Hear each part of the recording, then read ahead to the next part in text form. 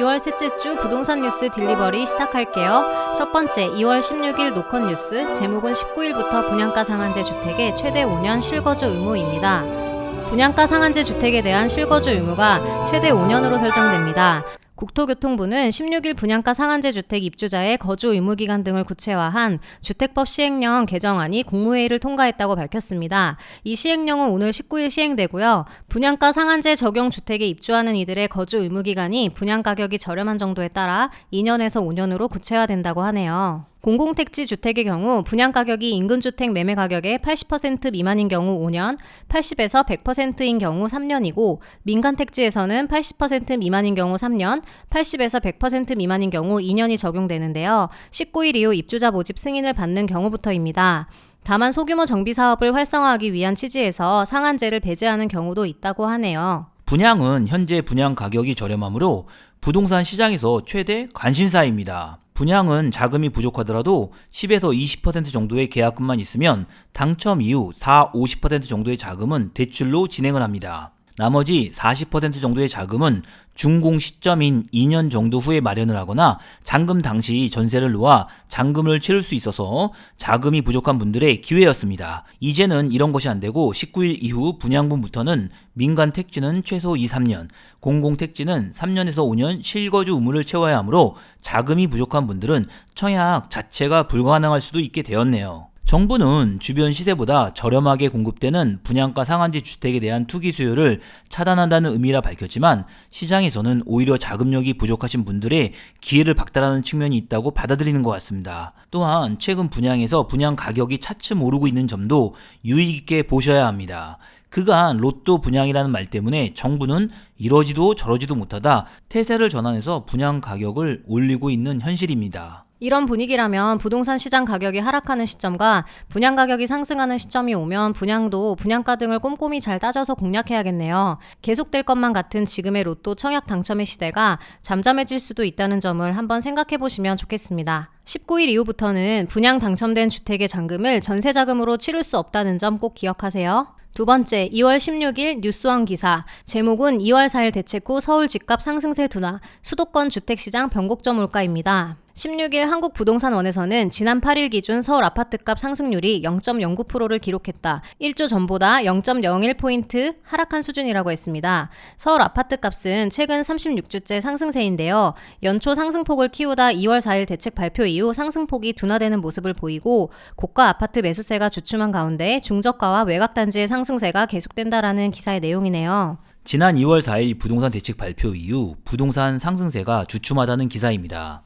수도권 이외 일부 외곽 지역의 부동산 가격이 상승한 지역도 있으나 서울과 수도권의 상승세는 조금 멈추었는데 이것이 수도권 주택시장의 변곡점인가 아닌가, 더 나아가 하락으로 연결되지 않는가에 대한 내용입니다. 개인적으로 부동산 현장을 경매 또는 투자 목적으로 매주 나가보게 됩니다. 한시도 부동산 현장을 둘러보는 것을 거르지 않습니다. 설 전에 강남 지역을 둘러봤는데 호가는 높으나 매수세가 확실히 줄어든 느낌입니다. 이번 주는 송도 지역을 다녀왔는데 GTX 호재가 있는 송도 일부 지역을 제외한 나머지 지역은 확실히 상승세는 잠시 멈춘 분위기입니다. 개인적으로는 지금의 부동산 가격은 너무 높고 올 9월 이후는 조절장도 올 수 있지 않을까 조심스럽게 전망합니다. 오랜 부동산을 해보면 부동산이란 게 오를 때는 무섭게 오르기도 하지만 하락 때는 유동성이 좋건 금리를 낮추던 매매가 안 되고 가격이 빠지는 시기가 옵니다.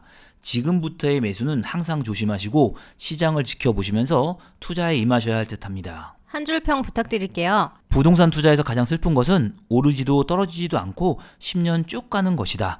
다시 그 시기가 올 수 있음을 명심하자입니다. 세 번째, 2월 15일 동아일보 기사, 제목은 변창흠 신규 택지 20곳 사실상 확정, 상반기 2-3차례 걸쳐 발표입니다. 변창흠 장관은 13일 YTN 뉴스에 출연해 2월 4일 공급 대책에서 내놓기로 한 83만 채 중 26만 채를 차지하는 신규 공공택지 지정과 관련해서 택지 개발지구 20곳이 사실상 확정됐지만 지방자치단체 협의 등으로 늦어지고 있다며 확정되는 대로 상반기 2-3차례에 걸쳐 발표하겠다 했습니다. 실제로 공급 대책 발표 직후인 8일 조사 기준 한국 한국부동산 주간 아파트 가격 동향에 따르면 서울의 아파트 가격은 이전 대비 0.09포인트 올라 상승폭이 소폭 축소되어 표면적으로는 공급 대책으로 시장이 다소 안정되고 있다고 볼 수 있는 대목이다는 평가를 내린 기사네요. 2월 4일 부동산 대책 발표 이후 부동산 시장은 두 가지를 주목하고 있습니다. 첫째는 정책 발표일 이후 매수는 청산된다는 부분. 이 부분이 개인의 재산권을 제한하는 위헌적 요소가 있음에도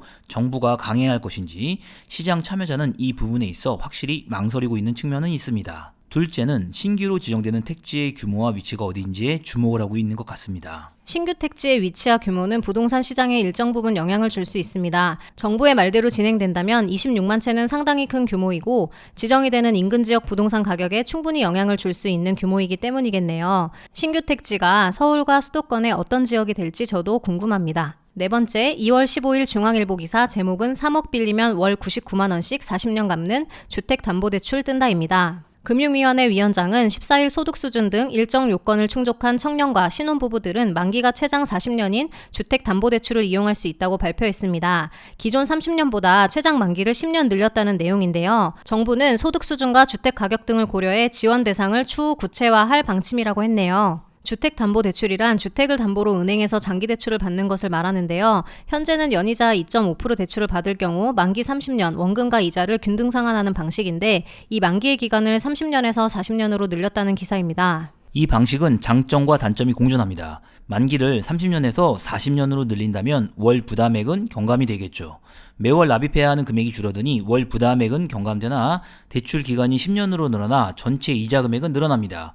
대상은 청년 신혼부부를 우선 대상으로 도입한다고 하는데요. 개인적으로는 그닥 큰 의미가 없는 기사라는 생각이 듭니다. 현재 강력한 대출 규제가 있는 상황에서 과연 얼마의 금액을 대출해 줄지, 큰 폭으로 대출해 줄 것도 아니면서 집값이 수시로 오르고 떨어지는 상황에서 과연 40년을 끌고 가는 것이 의미가 있는 것인지, 정부 정책들을 볼 때 가끔 화가 나는 것은 부동산 규제, 대출 규제, 각종 규제로 인해 부동산 가격 상승과 부동산 시장 불균형을 초래한 것이 바로 정부인데 전혀 본질과는 상관없는 정책들만 내놓고 무엇을 기대하는 것인지 하는 부분입니다. 한 줄 평 부탁드릴게요. 변창흠 장관이 대책을 발표하고 난 후 집값이 떨어질 테니 기다려달라고 했다고 합니다. 제가 화나는 것은 마포 6억짜리 집이 이미 14억이 되었다는 점이죠. 그때도 정부는 똑같은 말을 했었는데 책임은 도대체 누가 지는가? 그리고 정부 관료들은 집값 빠지기를 기다렸는가? 아니면 전세금도 빼서 영끌해서 부동산 투자를 잘했는가? 집 팔라 하면 장관 자리를 버리고 나가버렸는가입니다. 2월 셋째 주 부동산 뉴스 딜리버리는 여기까지입니다. 다음 주 새로운 내용으로 찾아뵐게요. 감사합니다.